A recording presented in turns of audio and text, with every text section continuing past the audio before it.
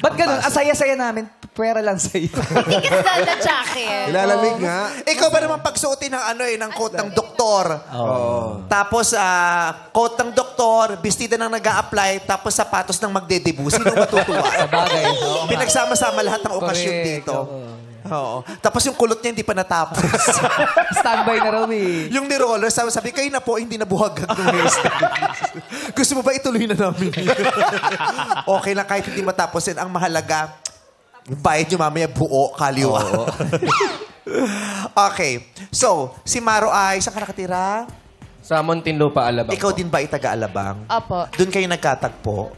Opo. Isang lugar lamang ba kayo? Opo. Opo. Oh, isang lugar lang. Barangay, isang barangay. Opo. Magkabarangay. South. Binoto mo ba siyang SK noon?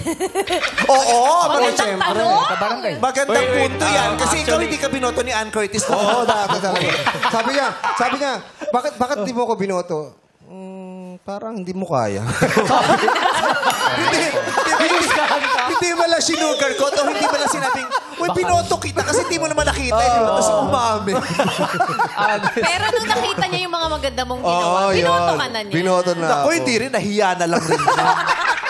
Dahil sa ang tagal nyo nang magkasama. We miss you, Ann. Uy, hilaryo. Uy, si Pong siguro to.